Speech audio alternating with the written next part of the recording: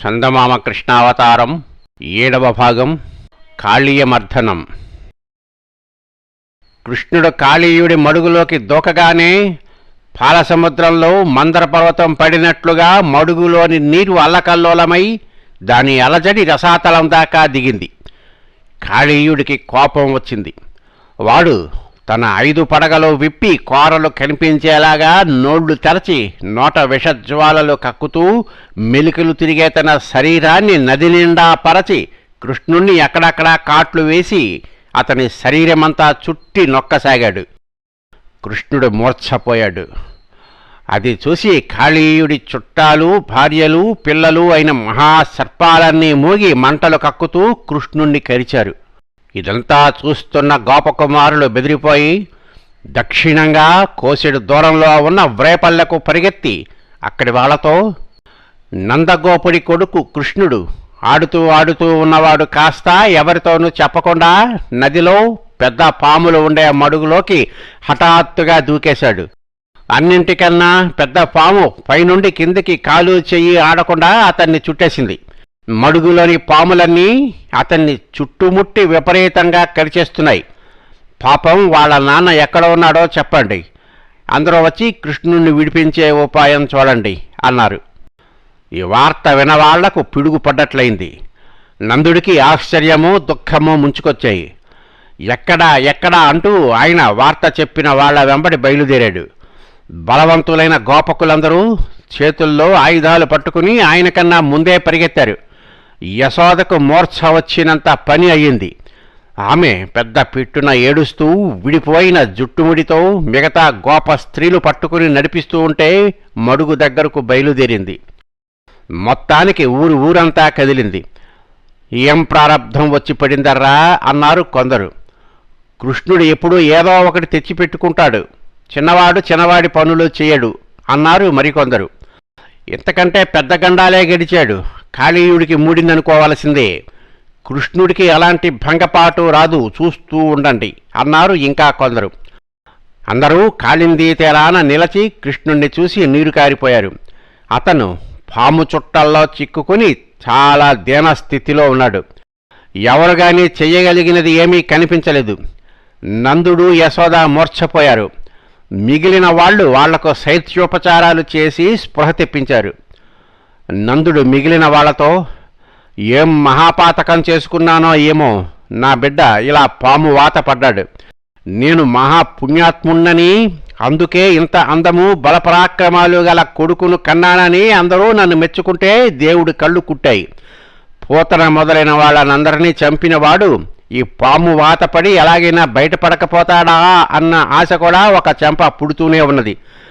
మేము ఎలాగైనా ధైర్యం చిక్కబట్టుకోగలం, కానీ కొడుకు దుస్థితి చూసి తల్లడిల్లే తల్లి దుఃఖం ఎలా పోగొట్టేటట్లు అన్నాడు. అప్పుడు యశోద కృష్ణుడితో, నాయనా, నువ్వు వెన్న తిన్నందుకు గోపికలు పితూరీ చేస్తే వాళ్లను సముదాయించటానికి నిన్ను రోటికి కట్టాను.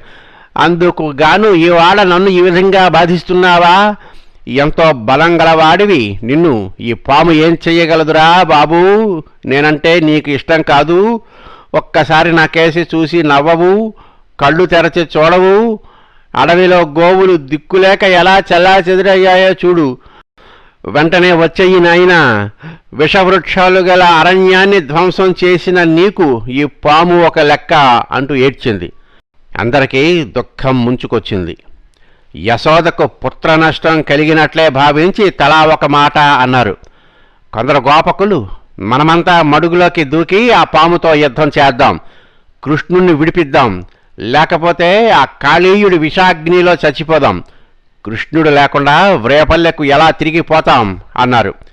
బలరాముడు అంతా చూస్తున్నాడు, అందరి మాటలు వింటున్నాడు. అతను కృష్ణుడితో చివరకు ఇలా అన్నాడు, కృష్ణా, మానవ స్వభావం చాటు చేసుకుని లోకహితం మాట మరచిపోయి ఈ వెధవ పాముకు చిక్కి అసహాయుడివైపోయావేమిటి? నీ వాళ్ళందరూ ఎంత దైన్యంలో ఉన్నారో గమనించావా? ఆ విషపు పురుగును శిక్షించి అందరినీ సంతోషపెట్టు అన్నాడు. ఈ మాట వింటూనే స్పృహ తెచ్చుకుని కృష్ణుడు కాళీయుడి చుట్టలను ఒక్క తోపు తోసి గాలిలోకి ఎగిరి బరువుగా పడగల మీదకు దూకాడు. అతను కాళీయుడి తోక చేతిలోకి తీసుకుని వాడి శిరస్సులను కాళ్లతో మర్దన చేయసాగాడు. యమునలోని అలలు తాళం వేస్తూ ఉండగా తీరాన ఉన్న గోపకుల హర్షధ్వానాలు సంగీతంగా చేసుకుని కాళీయుడి తలలపై కృష్ణుడు చేసే మహాదారుణమైన నాట్యాన్ని ఆకాశం నుండి దేవతలు చూశారు. కాళీయుడి తలలు చిత్తికాయి, వాడి ముక్కుల వెంట రక్తధారలు కారాయి, వాడి కోరలు విరిగి నోట మంటలతో కూడిన విషం వెలువడింది. వాడు వడలిపోయిన తామరకాడలాగా అయిపోయి చచ్చే స్థితికి వచ్చాడు. ఆ స్థితిలో వాడు హీనస్వరంతో, దేవా, నువ్వు సర్వేశ్వరుడవని తెలియక తుచ్చమైన కోపంతో నీ పవిత్రమైన దేహాన్ని ఇలా చేశాను. నా మదానికి తగినట్లు శిక్షించావు. ఇక నన్ను కరుణించి క్షమించు. నా విషమంతా దిగిపోయింది, బుద్ధి వచ్చింది. నీకు దాసుడిగా ఉండి ఏం చెయ్యమంటే అది చేస్తాను. నీ పాదాలు తాకి నేను పవిత్రుణ్ణి కావటం చేత నీ ఆగ్రహం నాకు అనుగ్రహమే అయ్యింది అన్నాడు వినయంగా. కృష్ణుడికి కాళీయుడిపైన జాలి కలిగి, ఇక నుండి నువ్వు ఈ యమునా నదిలో ఉండటానికి వీలు లేదు. నీ వాళ్ళనందరినీ వెంటబెట్టుకుని సముద్రంలోకి వెళ్ళిపో. నీ విషంతో పాడైపోయిన నీరంతా పోయి నది ఇక శుద్ధంగా ఉంటుంది, జనానికి ఉపయోగపడుతుంది. నీ తలల మీద నా కాలి గుర్తులు చూసి గరుత్మంతుడు నీ జోలికి రాడు. ఇది నేను నీకు ఇచ్చే వరం అన్నాడు. కాళీయుడు తన పరివారంతో సహా అప్పుడే సముద్రం కేసి ప్రయాణమయ్యాడు. కృష్ణుడు నదిలో నుండి ఒడ్డుకు వచ్చాడు. తల్లిదండ్రులు అతన్ని కౌగలించుకుని దీవించారు. అతను వాళ్లకు నమస్కరించాడు. మిగిలిన గోపకులంతా అతని చుట్టూ మూగి తెగ ప్రశంసించుతూ అద్భుతాశ్చర్యాలు ప్రకటించారు. గోపకులలో ముఖ్యులైన వాళ్ళందరికీ ఆ సమయంలో కృష్ణుడు ఒక దేవుడిలాగే కనపడ్డాడు.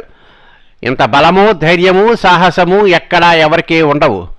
నీ మహిమ జగత్తంతా కొనియాడదగినది. మా మందలకు మాకు నువ్వే రక్షకుడవు. నీ దయ వల్ల ఇక గోవులు ఎక్కడ పడితే అక్కడ యథేచ్ఛగా సంచరించగలవు. ఈ నదిలో దిగే మునులకు ఎలాంటి అపాయమూ ఉండదు. నీ సంగతి ఇంతకాలము మేము గ్రహించలేకపోయాం అంటూ వాళ్ళు అతనికి భక్తితో ప్రదక్షిణ చేశారు.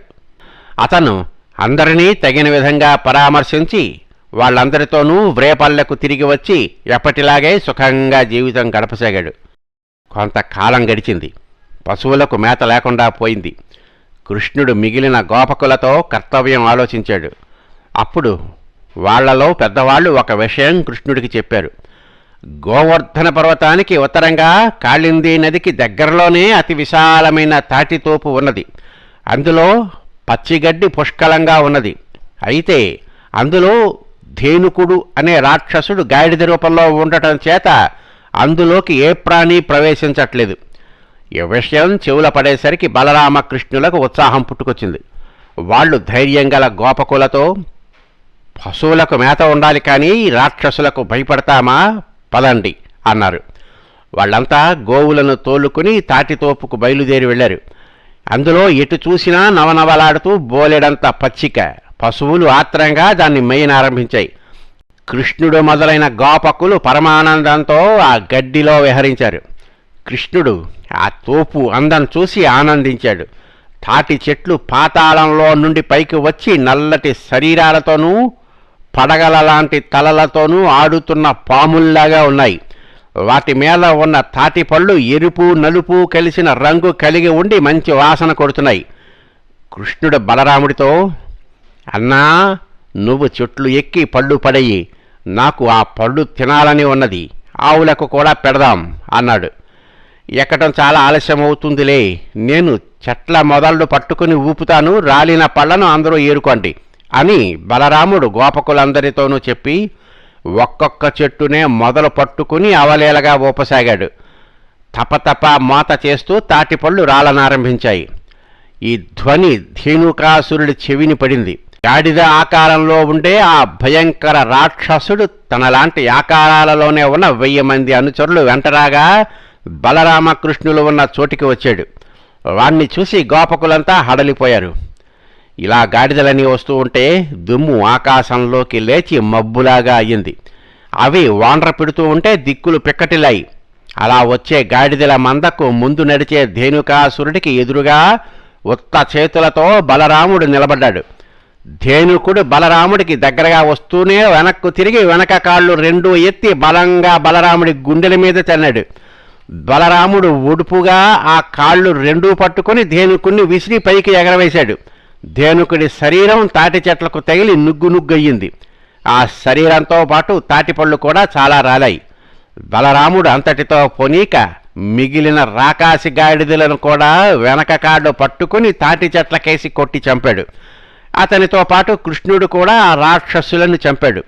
మొత్తం తాటితోపంతా తాటిపళ్లతోనూ రాక్షసుల కళేబరాలతోనూ నిండిపోయింది. గోపకులు ఆ ఇద్దరి పౌరుషాన్ని మెచ్చుకున్నారు. రాక్షసులు చావటంతో ఆ తాటితోపు అపాయరహితమైంది. మరొకసారి గోపకులు భాండీరవట ప్రాంతంలో ఆవులను మేపుతూ ఆటలలో మునిగి ఉండగా ప్రలంబుడు అనే రాక్షసుడు ఒక గోపకుడి రూపంలో వాళ్లతో చేరాడు. గోపబాలకులందరూ హరిణ క్రీడనమనే ఆట ఆడదలిచి జంటలు జంటలుగా చీలారు.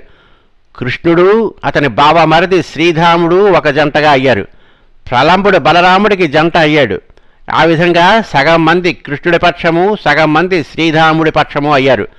ఆట ఏమిటంటే భాండీర వటవృక్షం హద్దుగా పెట్టుకుని జింకలాగా దూకుతూ పరిగెత్తాలి.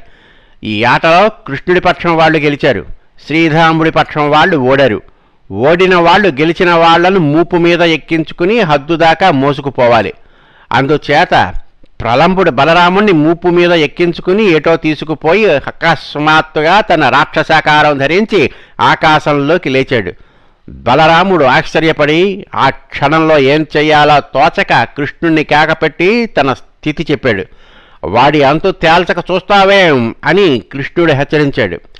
వెంటనే బలరాముడు పిడికిలి బిగించి రాక్షసుడి నెత్తిన ఒక్కటి పెట్టాడు. మరుక్షణమే రాక్షసుడు తల పగిలి నేలకూలి చచ్చాడు.